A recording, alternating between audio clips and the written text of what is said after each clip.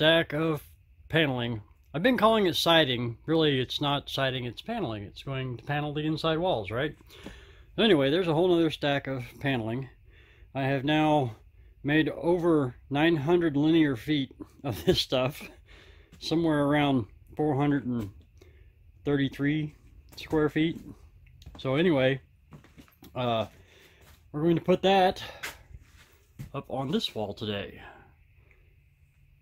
So this is the kitchen wall, and the black outline there is where the cabinet is going, and I'm not going to side that part because there's going to be plywood up there for the cabinet back.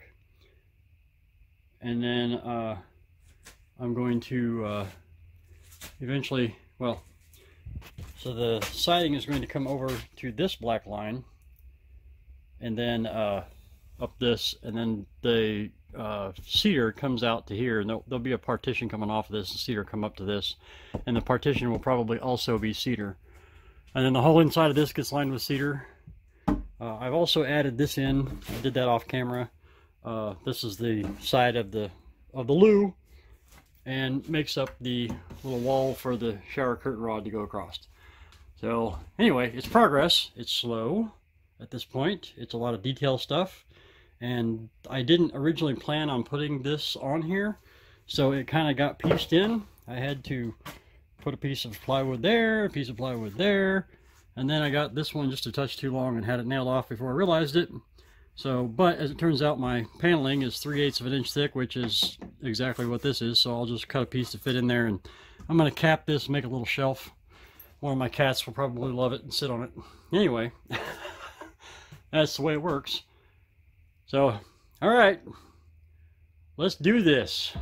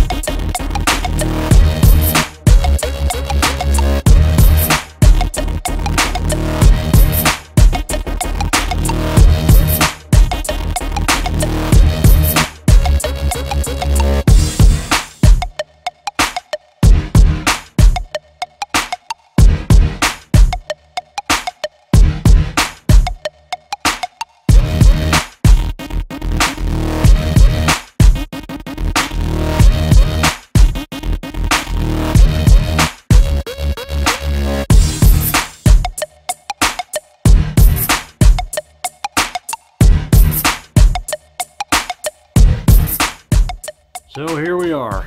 Got it all the way up to the top of the bottom floor. That was the last part right there that you saw in the time lapse. And after that, I really didn't have a good way to get a camera onto this side, so I just did it off camera. And since I was going, I went ahead and did the front of that step and the front of that step. So did that anyway, and then that's where I stopped last night, and I came back out here this morning, tidied up so I could show you the whole thing.